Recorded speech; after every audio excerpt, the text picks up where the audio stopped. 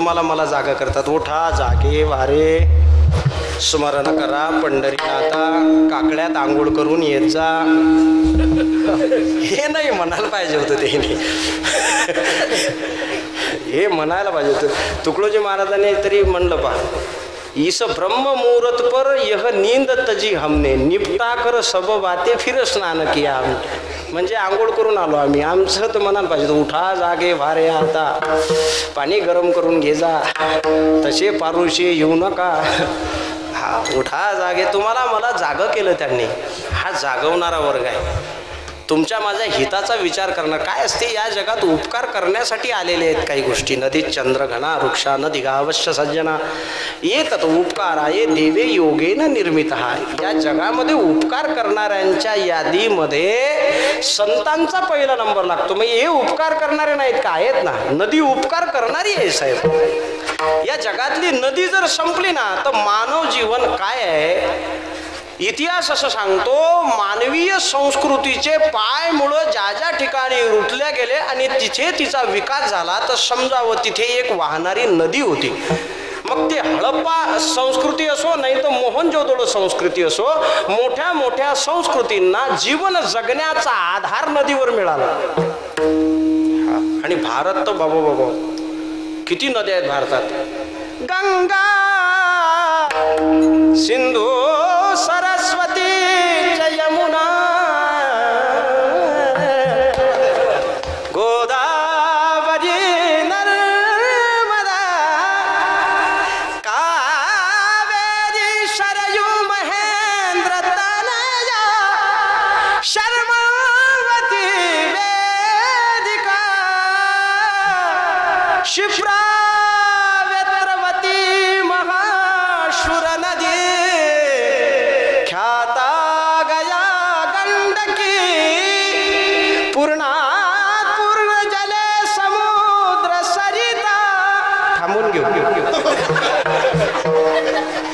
कारण मंगलाष्टक म्हटलं की, आणि इतकं गोड मंगलाष्टक जर म्हणलं ना तर ज्याचं झालं नाही तो आताच त्या विश्वात जाऊन कल्पना करतो कायच हा रोग मायावर आला असेल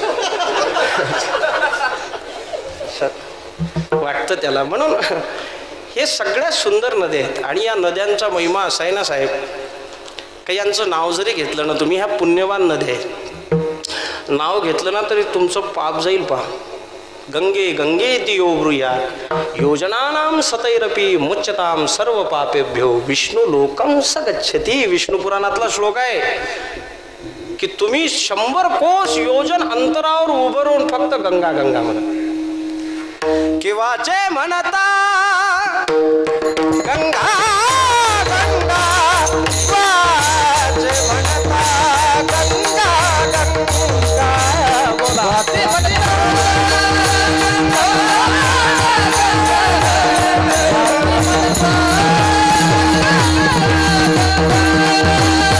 वाचे म्हणता गंगा गंगा, वाचे म्हणता गंगा गंगा,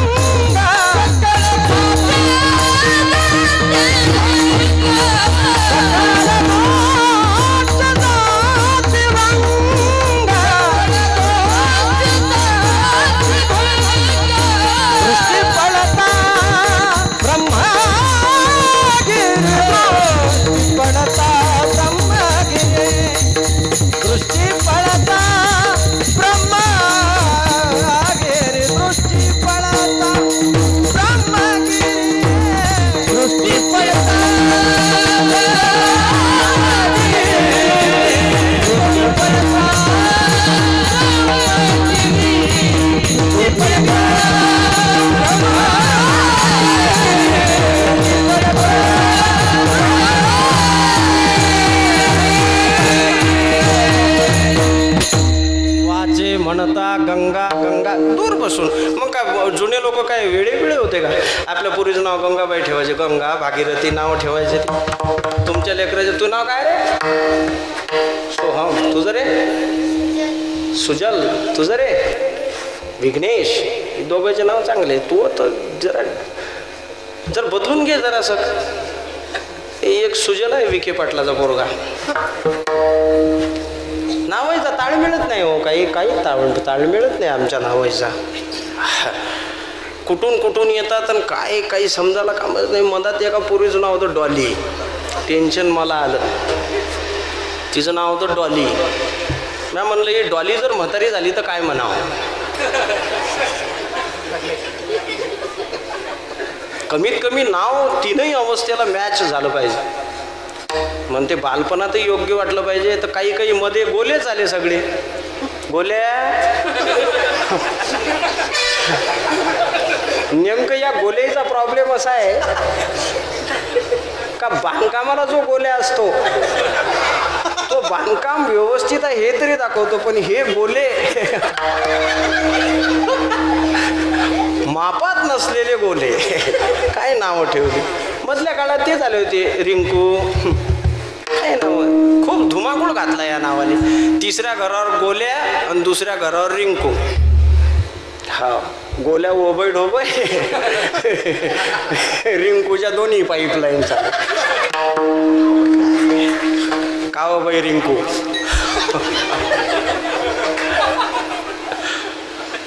काही वेडे होते जुने लोक. त्यांनी आपल्या मुलीचं नाव गंगा ठेवलं कारण त्यांना माहीत होतं ते शिकलेले नव्हते, धर्म जाणत होते.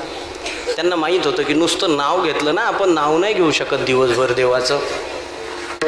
मला हे जे बांधव आहेत ना आमचे, बकऱ्या चारायला जातात, ते आपल्या बकरीला हर म्हणतात.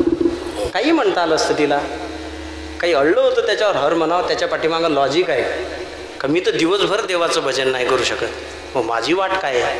मग त्याने दिवसभर बकरी हाणता हाणता हर हर हर म्हणत राहावं. आणि त्या हर हर शब्दाचा हर हरण करून घेऊन जा. मग पाप हर, दुःख हर, कष्ट हर, पीडा हर, दारिद्र्य हर, हर हर, हे लॉजिक होतं. मग गंगा म्हटलं तर पाप जाते. हा नदीचा परिणाम आहे, ते परोपकारी आहे. पाणी प्यायला मिळतं तिथूनच.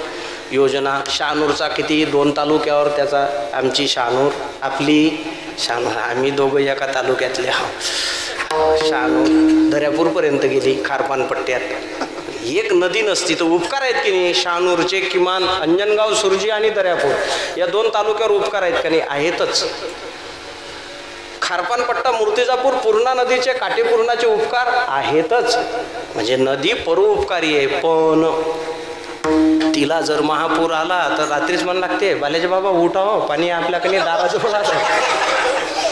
मग काही तर डवडी पिटवणारा असते. संध्याकाळी 10 वाजता पूर येणार आहे. शेवड्या बिवड्या काही केल्या असतील तर खाऊन मोकळे व्हा, सकाळी भेट होईल याची गॅरंटी. आमच्या गावाकडं म्हणलं भजे करून खाल्ले हो लोक, पुरच नाही आला. पूरच नाही आला. पार डौंडी पिटली, पूर येईल. मग बाईने ठेव कळई. आता तेच काही एकीनं केलं की सगळ्याच करतात. त्याला काही असं लागत नाही का बाबा काही केलंच पाहिजे. नाही एकीनं केलं का त्या सगळ्या करतात. हा, जे सगळ्या गावाच्या बाईनं भजे केले, पूरच नाही आला, सांगा काय करा. पण पूर आला तर गंगा परोपकारी आहे, पण पूर आला तर जीवनाला घातक आहे. नदी चंद्र मोठा चांगला आहे. उगवला चंद्र पुनवेचा, किती छान आहे नाही. सुंदर चंद्र आवडतो सगळ्याला. आमच्या लहानपणी तुम्हाला कविता असेल ना, चांद मामा लफला का. खानदानी मामा आहे चंद्र, खानदानी मामा आहे तुमचा माझा. म्हणजे आपलाही मामा, पप्पाचाही मामा, पप्पाच्या पप्पाचाही मामा, ज्याला नाही मामा त्याचा चंदा मामा. आवडतो सगळ्यांना. आमच्या लहानपणी कविता होती की वहिनीला नायला चांदोबाची गाडी, चांदोबाच्या गाडीला हरणाची जोडी, हरणाची जोडी तुडवी गुलाबाचे रान. पुढे नाही म्हणत. पहिले दादा करतच नव्हता, आता दादा वाटच पाहू नये. दादा वाटच पाहू नाही, फक्त कर म्हणलं की तो म्हणते कोणची पाहिजे, फेसबुकवाली का व्हॉट्सअपवाली काही इंस्टाग्रामवाली, कोणची पाहिजे ते सांग. त्याच्यामुळे म्हणून म्हणत नाही, पहिले दादा करीत नाही, दाती पुरे. तर त्याला म्हणाला की बाबू तू या दाताले माशी लागली रे, आता करून घे. शेतकरी लोकांना समजते पण नाही करत. चंद्र चांगला आहे पण अमावस्येच्या दिवशीची वाट काय. वृक्ष सावली देतो, चांगला आहे, फळं देतो, पण त्याच्या पाशी जावं लागतं. गाय दूध देते पण त्याच्याबरोबर लातही मारते, दूध घेताना लात खावी लागते, हे उपकारी जरूर आहेत. पण पहिला नंबर जर उपकारांमध्ये कोणाचा लागत असेल तर संतांचाच लागतो, कारण ते इथे तुमच्या माझ्यासाठी आलेले असतात. की येथे